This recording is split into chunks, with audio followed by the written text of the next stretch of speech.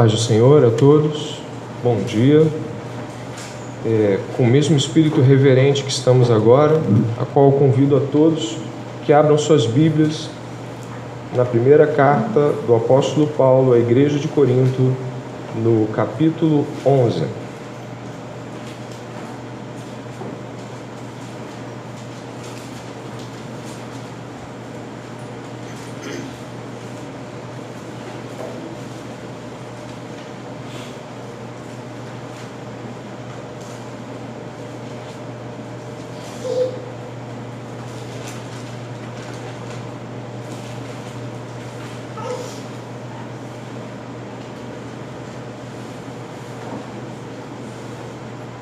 Amém? É com o mesmo espírito reverente que faremos a leitura. Você me acompanhe olhando e eu falei a leitura em voz alta a partir do verso 17.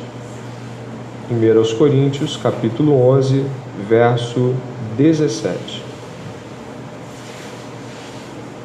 Mas nisto que agora prescrevo, não posso elogiá-los. Porque vocês se reúnem não para melhor, e sim para pior. Porque antes de tudo estou informado de que quando se reúnem na igreja, existem divisões entre vocês. E eu, em parte, acredito que isso é verdade. E é até necessário que haja partidos entre vocês, para que também os aprovados se tornem conhecidos entre vocês. Quando, pois, se reúnem no mesmo lugar, não é a ceia do Senhor que vocês comem. Porque quando comem, cada um toma antecipadamente a sua própria ceia. E enquanto um fica com fome, outro fica embriagado. Será que vocês não têm casas onde podem comer e beber? Ou menosprezam a igreja de Deus e envergonham os que nada têm? Que posso dizer a vocês? Devo elogiá-los? Nisso certamente não posso elogiá-los. Leiam comigo do verso 23 até o 26. Porque eu recebi do Senhor o que também lhes entreguei, que o Senhor Jesus, na noite em que foi traído, pegou um pão e, tendo dado graças, o partiu e disse: Isto é o meu corpo, que é dado por vocês. Façam isso em memória de mim. Do mesmo modo, depois da ceia, pegou também o cálice, dizendo: Este cálice é a nova aliança no meu sangue. Façam isso todas as vezes que o beberem, em memória de mim. Porque todas as vezes que comerem este pão e beberem do cálice, vocês anunciam a morte do Senhor até que Ele venha. Por isso, aquele que comer o pão ou beber do cálice do Senhor indignamente será réu do corpo e do sangue do Senhor. Que cada um examine a si mesmo, e assim coma do pão e beba do cálice. Pois quem come e bebe sem discernir o corpo, come e bebe juízo para si. É por isso que há entre vocês muitos fracos e doentes, e não poucos que dormem. Porque se julgássemos a nós mesmos, não seríamos julgados. Mas quando julgados, somos disciplinados pelo Senhor para não sermos condenados com o mundo. Oremos. Pai, em nome de Jesus, estamos aqui, Pai, diante da mesa do Senhor, cantando louvores ao Senhor, falando tão prontamente, Pai, que o Cordeiro é digno e de que nós não o desejávamos, mas Ele tomou sobre si as nossas dores, e o castigo que nos traz a paz estava sobre Ele. Que nessa manhã, a mesa do Senhor desperte o coração mais incauto. Que nessa manhã os sinais diante de nós nesta mesa nos tragam à memória nossos pecados e a esperança que há de vir. Que nessa manhã as promessas do Senhor se tornem ainda mais evidentes e claras aos nossos corações. Que qualquer homem ou mulher, senhor, senhora, criança que esteja aqui hoje, saiba que não pode escapar ao olhar do Senhor dessa manhã. A mesa foi posta por Ele e para Ele. Tem misericórdia de nós, Senhor, porque insistimos em nossos pecados. Nessa manhã, desperta-nos para a nossa ignorância. Nos liga, Senhor, ao Espírito Santo presente desde o começo, desde antes da primeira oração. O Espírito Santo já estava aqui, atuando nas pessoas, constrangendo-as. Tem misericórdia de nós, Senhor. Em nome de Jesus, teu Filho. Amém.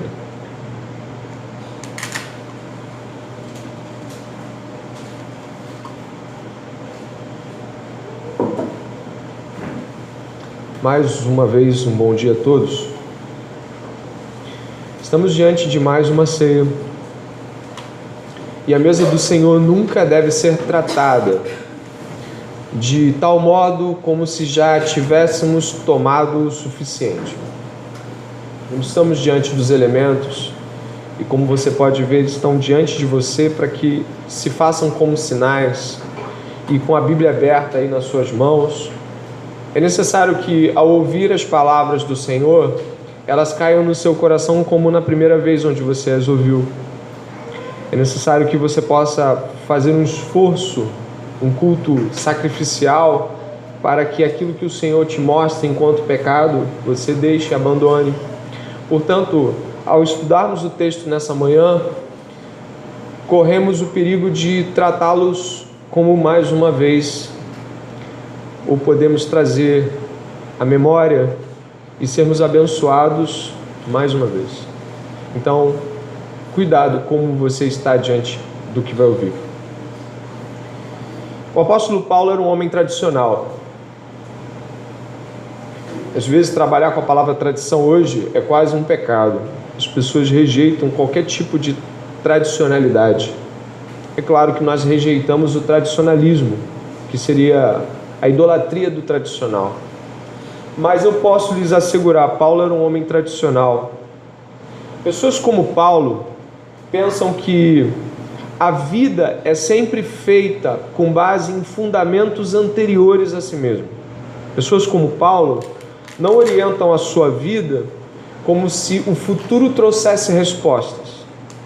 Pessoas como Paulo observam os dilemas e os desafios da vida e olham para trás. Eles trazem à memória qual solução Deus já trouxe no passado ou prometeu que traria para os problemas de hoje. Quando nós estamos diante de textos como Paulo, podemos pensar assim: poxa, mas Paulo era um homem revolucionário. Ele foi o Moisés do Novo Testamento, ele foi o sistematizador, o cara que colocou, parece que em ordem, pensamentos que poderiam estar até hoje soltos ou aleatórios. Paulo sistematizou eles. Ele também pensou em termos de alcançar os gentios como ninguém outro, mas eu lhes diria certamente que nenhuma das afirmações de Paulo era propriamente dele. Sempre quando você lê Paulo, você lê fundamentos de fé. Você lê Isaías, você lê Abacuque. Você nunca está lendo Paulo como se ele tivesse inventado algo. Ele era um homem tradicional. Ele recorria ao Velho Testamento para fazer teologia. Ele recorria aos antigos para lembrar como deveríamos resolver os nossos problemas hoje. De que modo deveríamos cultuar a Deus hoje. Portanto, a solução para os problemas da igreja, para os problemas da igreja local, para os problemas do seu coração, ela não está lá na frente. Ela está lá atrás, nas promessas que Deus já fez, nos exemplos que Deus já deu, como Gideão, por exemplo, nos ensinando a respeito do valor dos sinais para os homens. E Paulo olha para o cenário dessa igreja, e eu quero realmente reorientá-los a pensar em termos de Corinto, da igreja de Corinto. E Paulo olha para o cenário que você leu, e existe algo fascinante na mentalidade de Paulo. Ele olha para aquele cenário ele fala das divisões que estão ocorrendo no seio da igreja, ele fala que há pessoas que estão comendo enquanto outras são deixadas de lado, ele fala que existem pessoas que fazem isso de tal forma que Deus já está aplicando juízo, como vocês devem ter visto, pessoas estão morrendo.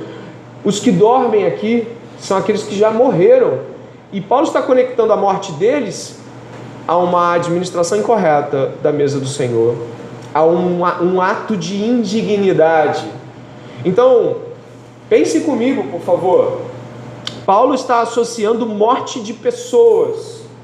E no verso 32, condenação futura ao modo como tu se apropria e se estabelece diante dessa mesa. É ou não é muito sério? É ou não é muito grave? Você, ao ouvir essas coisas, pensa: uau, o modo como eu me relaciono com a mesa do Senhor pode trazer vida ou morte para os irmãos. O modo como eu me relaciono com a mesa do Senhor pode trazer condenação e juízo para mim. Paulo acredita que a mesa do Senhor, esses elementos aqui dispostos, e o modo como nós vamos tomar eles daqui a alguns minutos, é vida ou morte. Eu imagino que Paulo, quando vê o cenário de Corinto, muitos outros cenários vêm à sua mente.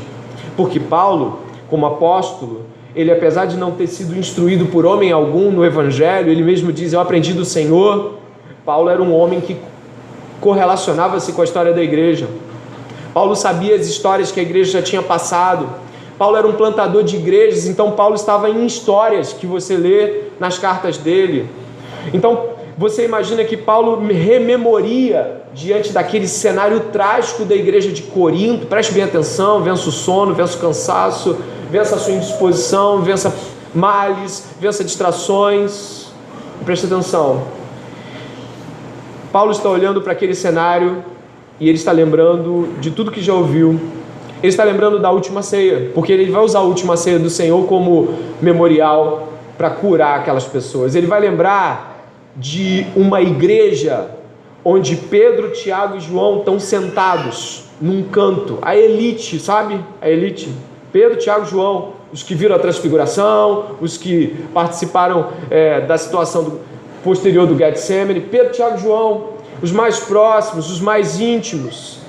Paulo está lembrando ali, obviamente, né, quando ele rememoria a ceia, ele pode estar trazendo a memória de que está Pedro sussurrando na última ceia, Jesus falando coisas tão importantes, né? Coisas do seu próprio coração, e Pedro está fazendo sinais para João, encosta no peito dele, vê quem é.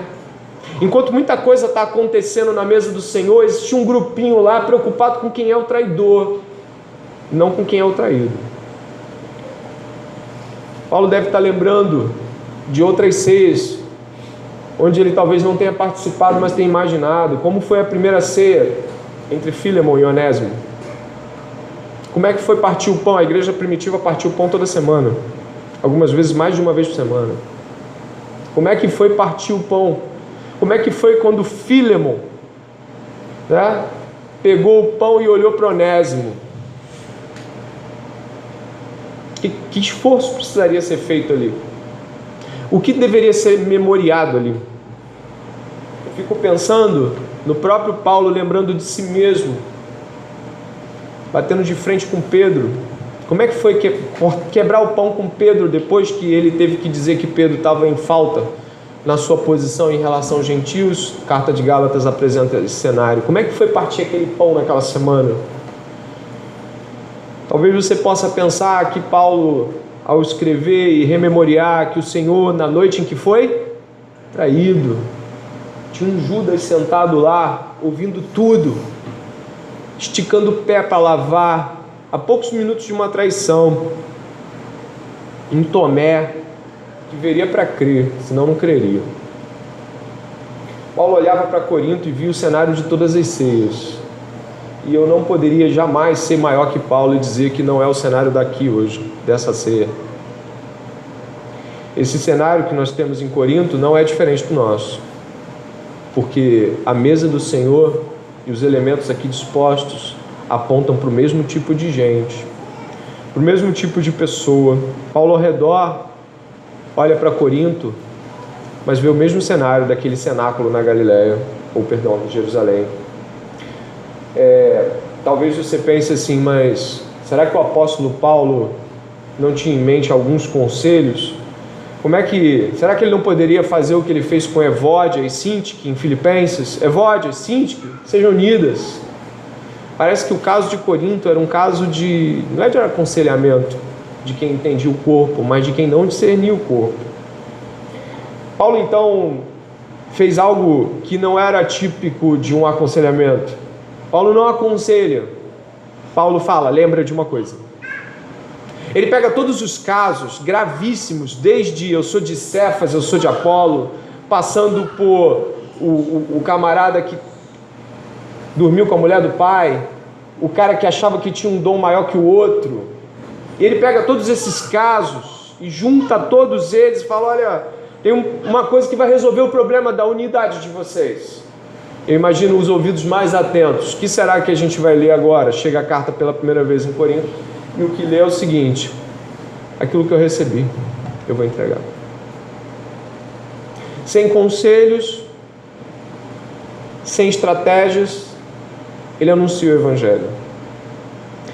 O Evangelho, ele tem o poder de fazer-nos pensar em termos de unidade.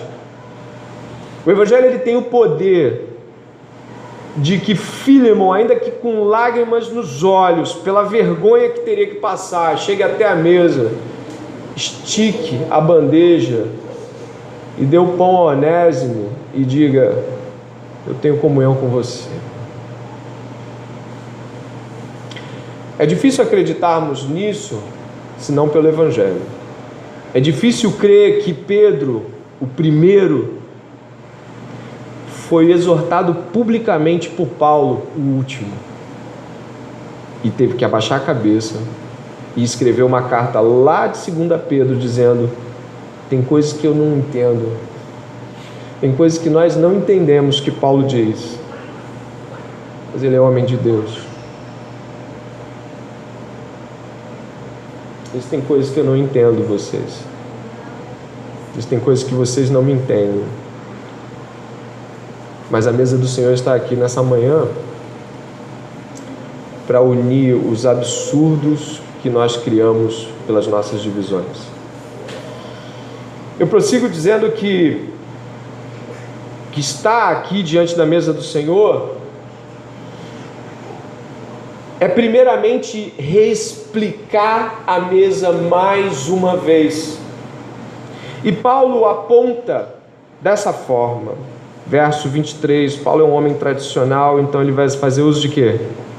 A tradição. E o que é a tradição para Paulo? Lembrar os fundamentos. Porque eu recebi do Senhor o que também lhes entreguei. Que o Senhor Jesus na noite que foi traído, pegou um pão e, tendo dado graças, o partiu e disse: este é o meu corpo que é dado por vocês. Façam isso em memória de mim. Então ele não pega e diz: Coríntios, vá até aquele cara e peça perdão. Você que mentiu, vá até ele e confesse sua mentira. Você que estava fazendo mau juízo daquele irmãozinho lá, você vai até lá, você vai sentar com ele, você vai se confessar e você vai até lá e vai pedir. Paulo não faz isso. Paulo não faz isso. Ele fala: vou lhes lembrar de algo. Na noite em que foi traído, Paulo menciona isso. O Senhor Jesus pegou um pão e, tendo dado graças, levantou para o alto, como era de costume judeu, ele partiu. Ele disse: esse é o meu corpo dado por vocês. Façam isso em memória de mim. Os evangelhos acrescentam: e comam todos. Comer é tomar parte. Comer é admitir que você está colocando para dentro, não um pão, já que provavelmente eles já tinham comido. Aquele pão não era o primeiro pão da noite, vocês estão entendendo? Não era o primeiro. Já havia comida, já havia, a ceia estava acontecendo, mas ele pega um pão no meio dos pães, para dar um exemplo máximo olhando para aquela cena, porque o Senhor sabia o coração de cada um ali, Ele sabia tudo que estava acontecendo, Ele sabia tudo que estava sendo pensado, tudo que estava sendo contemplado, Ele sabia do sussurro de Pedro, ver quem é o traidor, Ele sabia que o traidor já estava prestes, tanto é que Ele fala, faz o que você tem que fazer logo. Ele sabia, mas Ele pega o pão, parte e diz, esse é meu corpo. Ele está dizendo o seguinte, ingere, alimenta-te dessa história. Comer o pão do Senhor é tomar parte naquilo que o pão significa. Comer o pão do Senhor é comer o pão do padecimento. A fala é, este pão é dado em favor de vocês. Esse pão, não se come esse pão e se sai com bem-estar. Você não come esse pão porque você vai ficar forte. Você não come esse pão porque você está com fome de pão. Esse pão significa, isso agora é parte e é a história de vocês. E a igreja é o pão do padecimento de Deus. Ninguém toma parte do Senhor, ingere o pão e acredita que a igreja seja objeto de favorecimento ao tomar o pão do padecimento. Nós tomamos o pão que vai nos fazer perecer e sofrer na mão das pessoas que estão sentadas aqui. É o pão que me torna não somente aquele que observa a ceia, mas que toma parte com ela, que toma parte do Cristo, que se torna Cristo com os demais. Você não vai ganhar nenhum favor especial da igreja.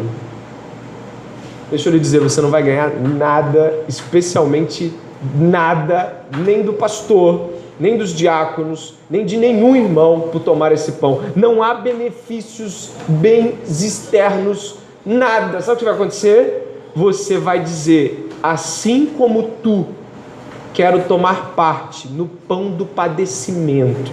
Eu sou parte deste corpo que padece uns pelos outros, que sofre na mão do irmãozinho. Isso é o pão do Senhor. Somos corpo. E somos corpo olhando para esse pão. Olha para esse pão e lembra que ele é em favor de outro e não de você. Do mesmo modo como o Senhor deu a si mesmo em favor de você, você vai se dar em favor de outros. Não lhe traz benefícios, lhe traz dores. Não lhe traz facilidades, lhe traz injúria. Não lhe traz concessões, lhe traz abnegações.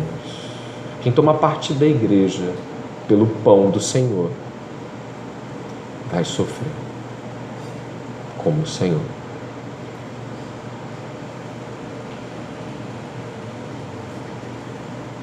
Spurgeon dizia, e na igreja dele tinha pão todo domingo. O pão do Senhor era dividido a cada domingo. Spurgeon dizia, a igreja se desfragmenta, se quebra com tanta rapidez. As pessoas se dividem com tanta velocidade que eu fico pensando, como podem igrejas, ele dizia, tomar o pão uma vez por mês? O que acontece de um mês a outro em termos de busca por divisão, facção, olhares, julgamentos, mentiras. O que os irmãos fazem com os irmãos, é necessário que tomasse pão toda semana assim. Spurgeon defende isso em um dos seus sermões de ceia. Como é que é isso? Como é que é isso? O ofendido tomou o pão e deu aos outros, em sinal de que reconhecia sua servidão. Você quer ser indigno nessa manhã? Tome o pão, segure o cálice e espere que o ofensor venha até você. Você quer ser indigno nessa mesa? Saiba que tem alguém aqui que fez mal a você. Saiba que tem alguém aqui que por algum motivo te machucou e continue onde está na hora de trocar o cálice. Digno para si mesmo. Os dignos pegam o cálice vão até os ofensores e lavam-lhe os pés. Quer examinar a si mesmo essa manhã? Pense em quantas ceias você se reteve.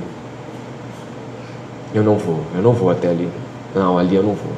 Ali eu não chego. Não, eu não vou para casa pedir perdão para ninguém. Não, o Senhor sabe do meu coração. Sabe o que eu já passei na mão daquela pessoa.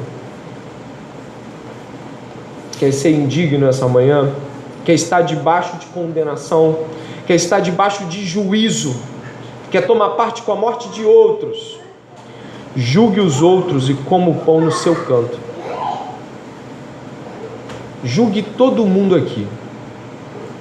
E coma o seu pãozinho e tome o seu cálice no seu cantinho. Este pão é o corpo de quem morreu no seu lugar. Ele apanhou no seu lugar. Espere ser bem tratado e compreendido pelos outros e nunca saberá o significado desse pão. Espere ser aceito e compreendido e tu nunca vai tomar o pão da ceia. Nunca. Esse é o pão em favor de outros.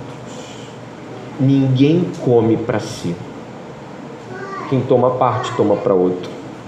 Vá pensando de que modo tu se retém e guarda para você. O pão é para ser comido em memória dele. Ou você come em memória dele, ou você come em memória de você. Existem duas maneiras, mas quando você comer em memória de você, saiba que há condenação para isso. Em memória dele. O pão é sempre em favor de outro. O verso 25. O verso 25 acentua essa condição profunda do pão, colocando sobre o cálice.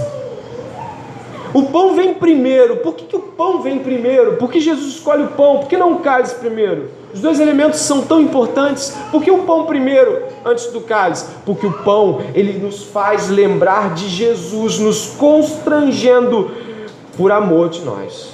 O pão, quando Jesus levanta, dá graça e fala: estou morrendo por você e você não liga, estou vivendo para você e você não se importa, estou sofrendo no teu lugar e você está insensível, como pode estar nessa manhã?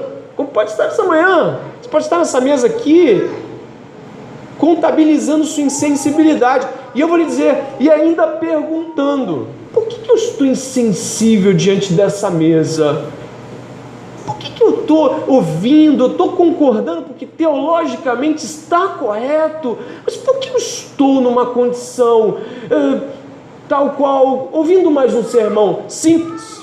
Porque tu tem comido pão sem perdão, porque tu tem comido pão sem dar e oferecer perdão, sem confessar pecados. Existem pessoas que não confessam alguns pecados porque sabem que ele destrói toda a sua imagem, destrói toda a sua circunstância de posição.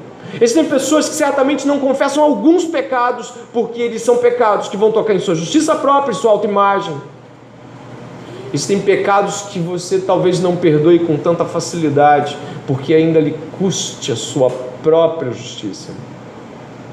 O motivo de muito da nossa insensibilidade é que vamos tomando esse pão e nos condenando porque tomamos esse pão para a nossa própria justiça.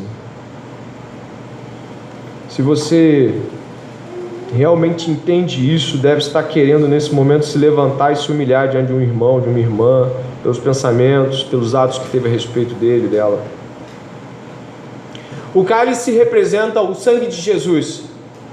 E todos nós sabemos, até aquele que chegou ontem na igreja, que o sangue de Jesus nos purifica de todo pecado.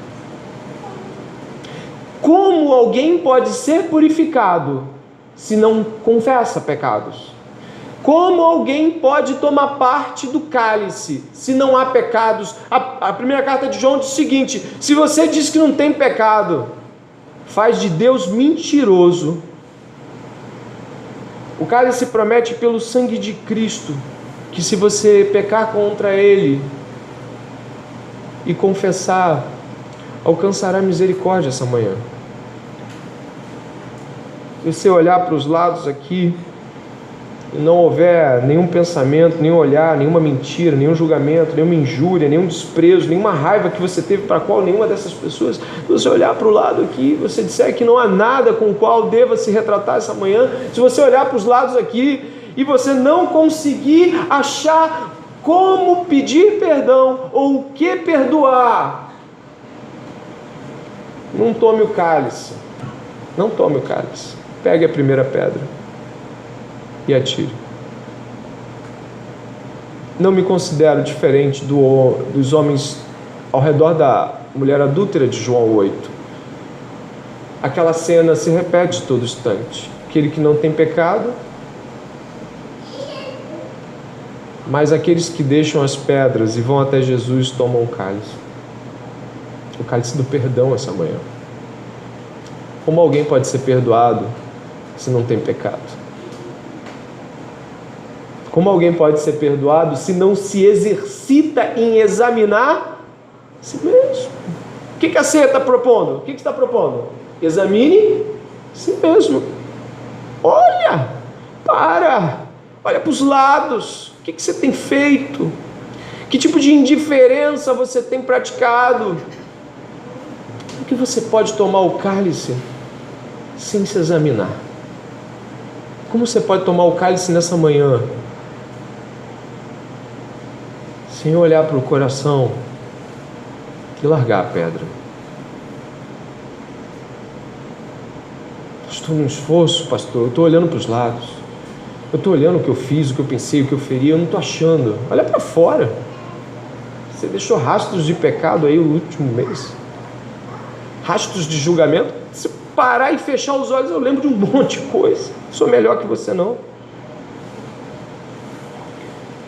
Você está insensível com Deus, com a palavra que Ele fala ao teu coração, com os cânticos, muito provavelmente porque você não tem examinado a miséria do seu coração.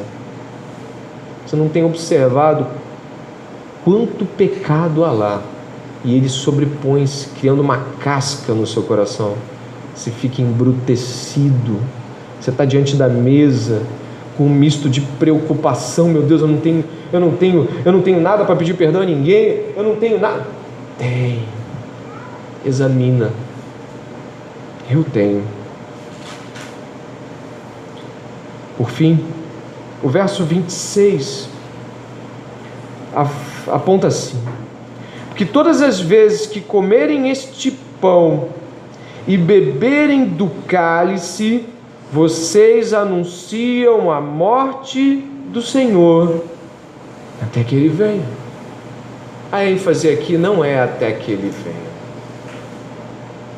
A ênfase não é essa. A ênfase é anunciar a morte do Senhor. Jesus desejou ser lembrado continuamente pela sua morte, por como, por quem, por que Ele morreu.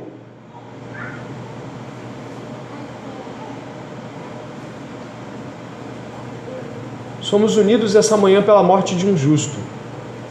Talvez você não tenha percebido, mas pedir perdão e perdoar são tipos de morte. Perda de justiça própria e perda de imagem credível diante dos outros, aquela imagem de crédito, né? Olha lá fulano, homem de Deus. Olha lá fulana, mulher de Deus. E aí o homem de Deus e a mulher de Deus vai e fala: eu pensei coisas. E aí você fica olhando aquele homem de Deus, aquela mulher de Deus e fala: uau, você. E aí você olha para a Bíblia e a Bíblia diz: não, você. Não faz sentido anunciar a morte de Jesus e não anunciar a sua própria. Se um morreu por todos, logo todos morreram. Verso 27 ao 32, Paulo é cabal, Paulo é sumário. Ele vai falar: por isso O que é por isso? Por isso, presta atenção, o que é por isso? Por comer sem discernir, por comer para você, por pensar que a ceia é aquele momento que você come pão e vira igreja de novo, ao invés de olhar para o pão e olhar para o lado, baixar a guarda e pedir perdão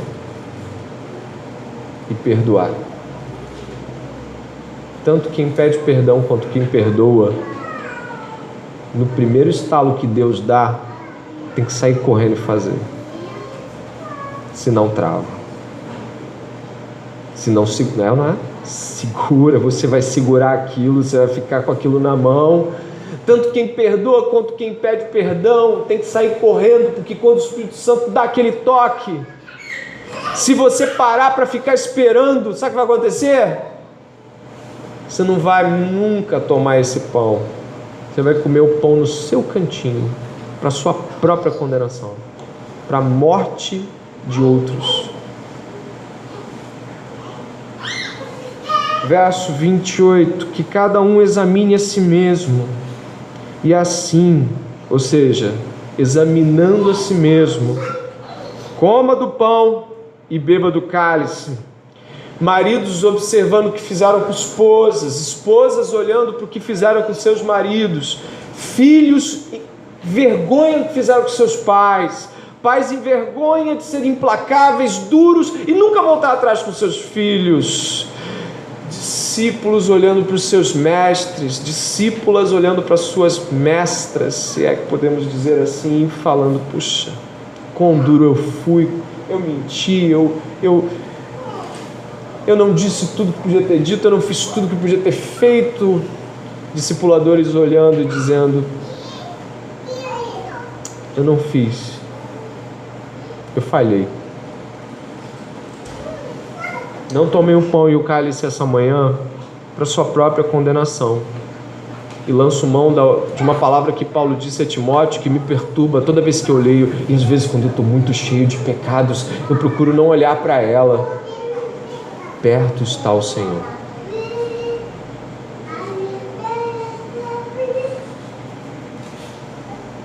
Perto está o Senhor. Perto está o Senhor.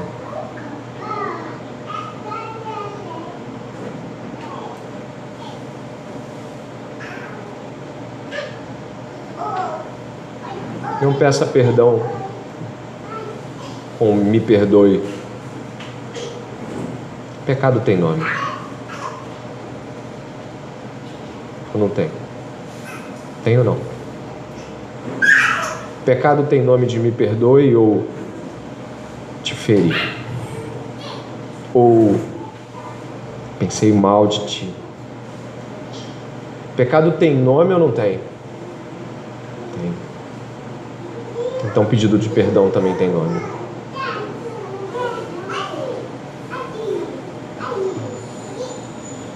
Que nessa manhã o Espírito Santo esteja movendo a igreja.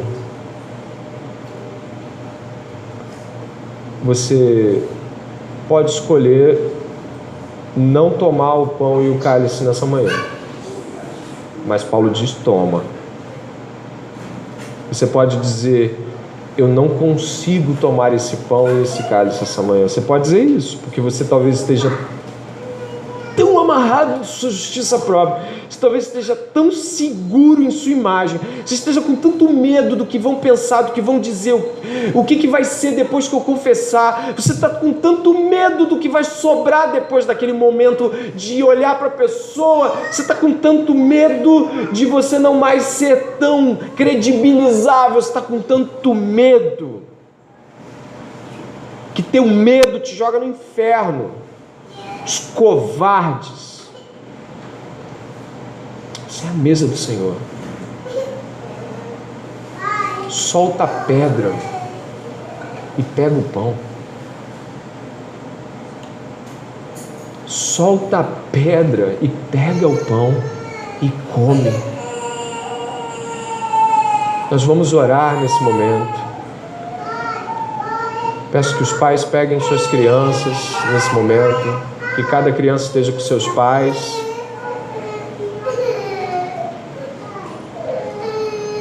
E eu vou te pedir para orar. Logo em seguida, os diáconos vão distribuir os elementos. E o Senhor vai falar mais uma vez ao seu coração nessa oração. O Senhor vai tocar-lhe o coração, constranger-lhe. Oremos.